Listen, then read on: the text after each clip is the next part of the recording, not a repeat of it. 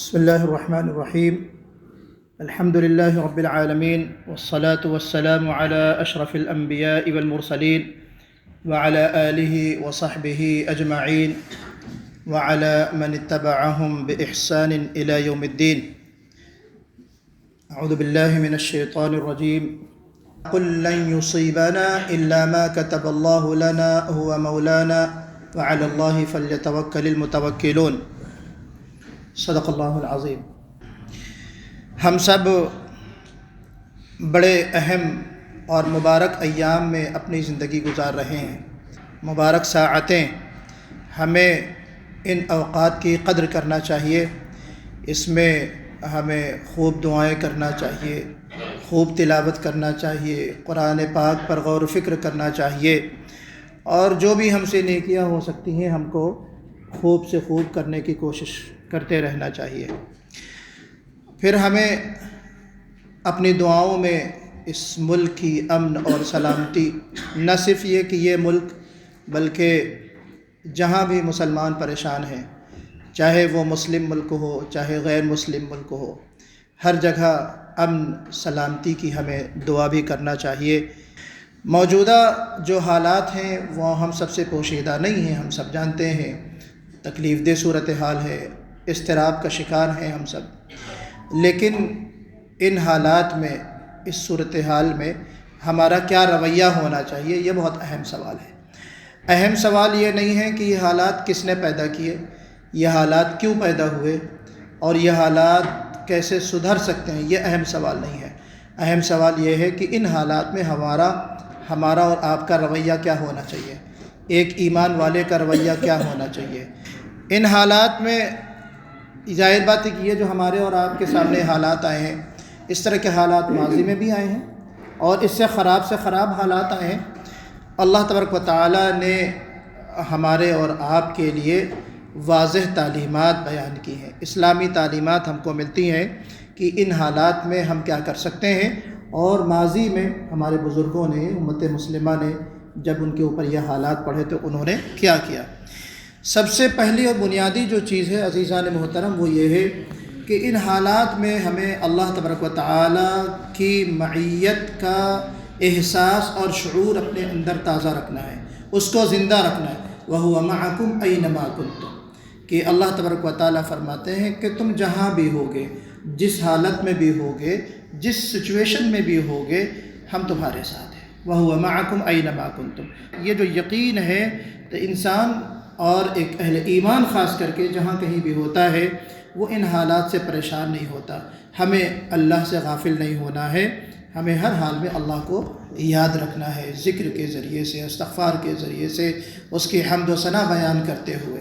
اور ہمیں آپ دیکھیے کہ جب ہمارا ایمان اللہ پر ہوتا ہے، ہمارا عقیدہ مضبوط ہوتا ہے، تو اس کی ہمیں مثال قرآن پاک میں بے شمار ملتی ہیں.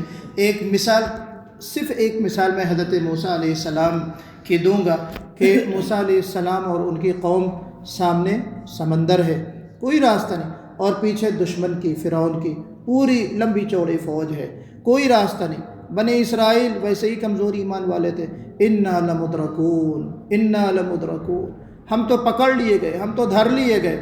لیکن موسیٰ علیہ السلام کا جو ایمان تھا، جو ایک ایمان والے کا اور سچے عقیدے والے کا ایمان ہونا چاہیے، یقین ہونا چاہیے، وہ کیا تھا؟ کلا، ہرگز نہیں، ان معی ربی سیہدین، کہ ہمارے ساتھ ہمارا رب ہے، میرے ساتھ میرا رب ہے، وہ کوئی نہ کوئی میری رہنمائی فرمائے گا. تو یہی ایمان اور یقین جو ہے یہ دراصل ایک مسلمان کے دل میں ہونا چاہیے، اور اس کو اسلحے کے طور پہ، ہتھیار کے طور پہ اس ایمان کو ہمیں استعمال کرنا چاہیے. دوسری چیز یہ ہے کہ ہمارا ایمان تقدیر پر ہونا چاہیے. یہ جو حالات اچھے اور برے آتے ہیں یہ سب اللہ تبارک و تعالیٰ کی طرف سے یہ چیزیں طے شدہ ہوتی ہیں، اس کی مشیت سے ہوتی ہیں. مومن جانتا ہے کہ کوئی بھی چیز اللہ کے فیصلے کے بغیر نہیں ہوتی. ہمارا ایمان مفصل ہم بچپن سے یاد کرتے آتے ہیں. آمنت باللہ و ملائکتہ و کتبہ و رسلہ والیوم الآخر، آخر میں کیا ہے؟ والقدر خیرہ و شرہ من اللہ تعالی، کہ تقدیر جو چیزیں ہوتی ہیں، ہونی اور انہونی، ساری چیزیں کس کی طرف سے ہیں؟ اللہ تبارک و تعالیٰ سے. اچھی چیزیں ہوتی ہیں تو بھی اللہ کی طرف سے ہوتی ہیں، اور کچھ مصیبت کی شکل میں تکلیف کی صورت میں نازل ہوتی ہے تو وہ بھی اللہ کی طرف سے ہوتی ہیں، اور اللہ تبارک و تعالیٰ کے نزدیک اس میں خیر ہوتا ہے. ہمیں یہ بھی سوچنا چاہیے کہ اگر کوئی ہم کو تکلیف دے رہا ہے، کسی سے ہم کو تکلیف پہنچ رہی ہے، تو اس میں بھی اللہ کی حکمت ہے. وَإِن يَمْسَسْكَ اللَّهُ بِضُرٍّ فَلَا كَاشِفَ لَهُ إِلَّا هُوَ، کہ اگر اللہ تعالیٰ تمہیں کوئی تکلیف پہنچانے آئے تو سوائے اللہ کے کوئی دوسرا اسے دور نہیں کر سکتا. وَإِن يَمْسَسْكَ اللَّهُ بِضُرٍّ فَلَا رَادَّ لِفَضْلِهِ، کہ اگر کوئی بھلائی کرنا چاہے، اللہ تعالیٰ تمہارے ساتھ بھلائی کرنا چاہے تو اس بھلائی کو کوئی ٹال نہیں سکتا. اللہ تبارک و تعالیٰ نے اگر تمہارے قسمت میں لکھا ہے. قُل لَن يُصِيبَنَا إِلَّا مَا كَتَبَ اللَّهُ لَنَا هُوَ مَوْلَانَا وَعَلَى اللَّهِ فَلْيَتَوَكَّلِ الْمُؤْمِنُونَ، کہ اے نبی، میرے پیارے رسول صلی اللہ علیہ وسلم، اللہ تعالیٰ فرما رہے ہیں کہ اے میرے نبی، آپ اور آپ کے ذریعے سے پوری امت کو یہ پیغام دینا ہے، ہمیں اور آپ کو یہ بات بتانی ہے کہ جو بھی مصیبت پہنچتی ہے، کوئی بھی تکلیف پہنچتی ہے، وہ سوائے اس چیز کے کہ اللہ تبارک و تعالیٰ نے ہی ہمارے لکھا ہے، اور کسی کے لکھنے، کسی کے کرنے، کسی کی تدبیر سے وہ تکلیف نہیں ہوتی، بلکہ اللہ تبارک و تعالیٰ نے لکھی. لیکن اب اس کا علاج کیا ہے؟ ہمیں کہنا ہے ہوا مولانا. اللہ تعالیٰ فرماتے ہیں کہ اے نبی آپ کہیے کہ وہ ہمارا مولا ہے، اللہ تبارک و تعالیٰ کارساز ہے. وَعَلَى اللَّهِ فَلْيَتَوَكَّلِ الْمُتَوَكِّلُونَ، اور اللہ پر توکل کرنے والوں کو توکل کرنا چاہیے، اللہ ہی پر بھروسہ کرتے رہنا چاہیے. یہ بڑی اہم چیز ہے توکل جو ہے نا. توکل اگر انسان کے اندر صحیح شعور کے ساتھ، صحیح ایمان کے ساتھ اور صحیح سمجھ کے ساتھ پیدا ہو جائے تو یہ بہت بڑا ہتھیار ہوتا ہے. سخت سے سخت حالات میں، برے سے بری سچویشن میں انسان اپنے آپ کو مضبوط پاتا ہے، کمزور نہیں ہونے دیتا اپنے آپ کو. کہ الذین قال لهم الناس ان الناس قد جمعوا لكم فاخشوهم فزادهم ایمانا. ایمان گھٹا نہیں، ان سے کہا گیا کہ ڈرو، بڑی سی فوج تم کو تباہ و برباد کرنے آ رہی ہے، پوری دنیا تم کو مٹانے کے لیے آ رہی ہے، ڈرو. فزادہم ایمانا، وہ ڈرے نہیں، ان کا ایمان بڑھ گیا، ان کے ایمان میں اضافہ ہوا، اور کہا حسبنا اللہ ونعم الوکیل. وقالوا حسبنا اللہ ونعم الوکیل، انہوں نے کیا کہا کہ ہمارے لیے اللہ کافی ہے. تو یہ اگر اقرار انسان نہ صرف یہ کہ زبان سے کر لے، بلکہ دل سے اقرار ہو، دل سے یقین ہو کہ ہمیں اللہ پہ توکل کرنا ہے، اور اللہ ہی ہمارا کارساز ہے، بنانے والی ذات، بگاڑنے والی ذات صرف اللہ کی ہے.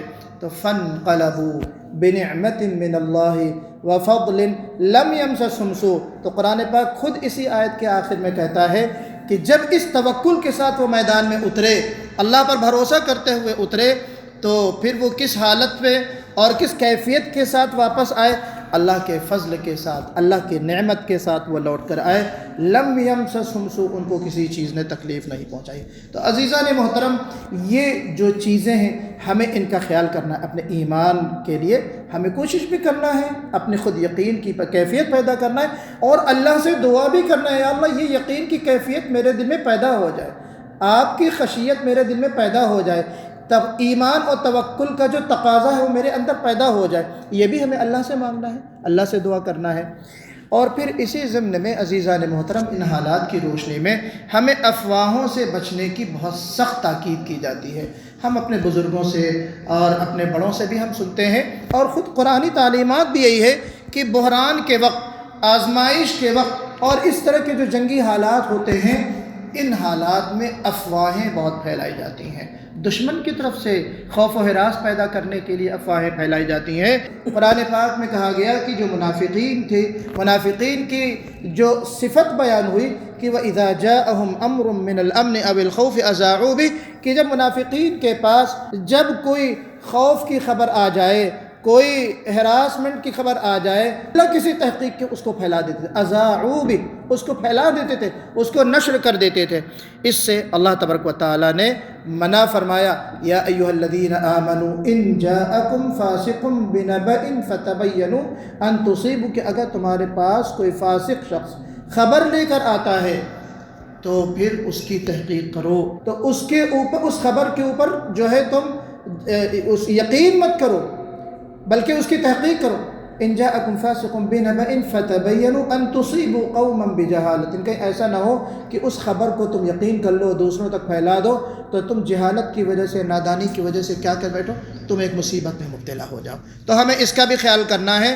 اللہ کے رسول صلی اللہ علیہ وسلم نے متعدد مقامات اور متعدد انداز میں اپنے صحابہ کی تربیت کی۔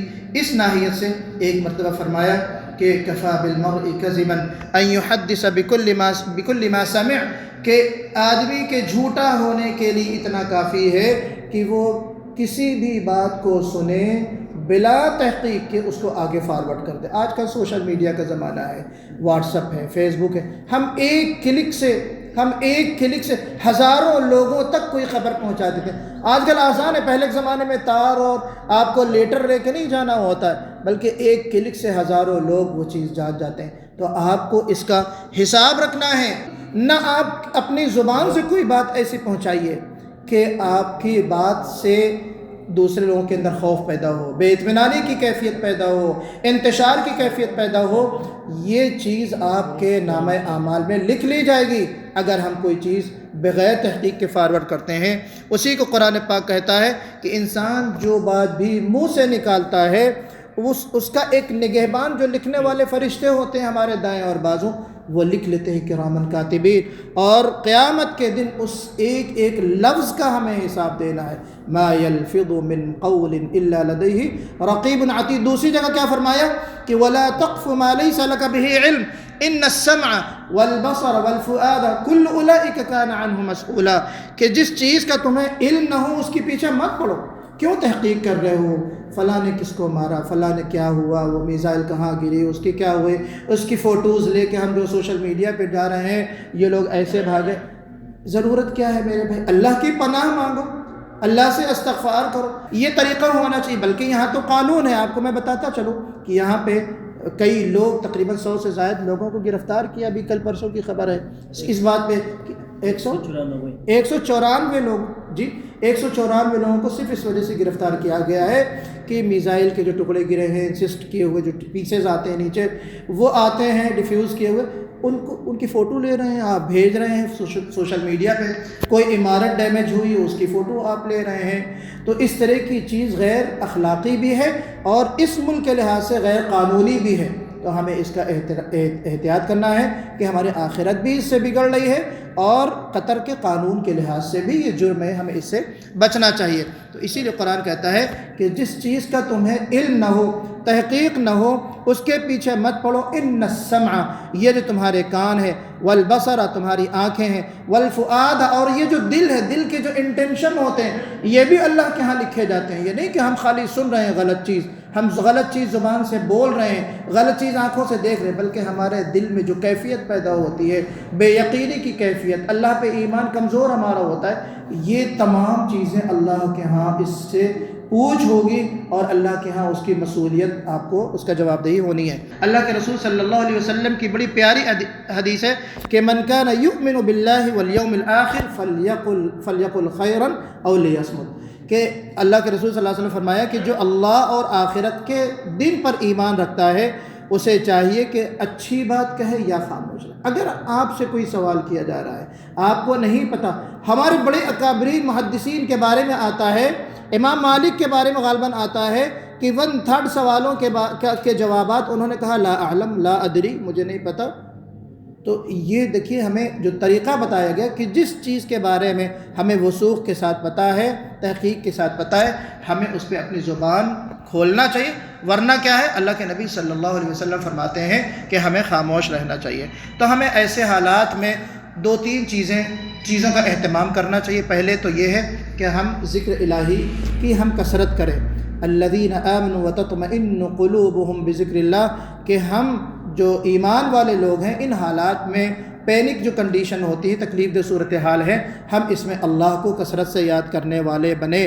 الا بذکر اللہ تطمئن القلوب، کہ اللہ تبارک و تعالیٰ کے ذکر سے ہی ہمیں اور آپ کو، اہل ایمان کو کیا ہے، سکون نصیب ہوتا ہے۔ دوسری چیز، ہمیں دعاؤں کی کثرت کرنا چاہیے۔ نبی کریم صلی اللہ علیہ وسلم نے ان حالات میں، جنگی حالات میں، اللہ کے حضور گڑگڑاتے، دیر دیر تک لمبے لمبے سجدے کرتے، اللہم انا نجعلک فی نحورہم ونعوذ بک من شرورہم، یہ جو ہم دعائیں پڑھتے ہیں اللہ کے رسول صلی اللہ علیہ وسلم کی مسنون دعا ہے، ہم اپنی زبان میں، ہماری جو بھی زبان ہے، ہم اپنی زبان میں دعا کریں، جو لوگ پریشان ہیں ان کی پریشانیوں کو دور فرمائے، جو بد امنی پھیلا رہے ہیں اللہ تعالیٰ ان کو ہدایت دے۔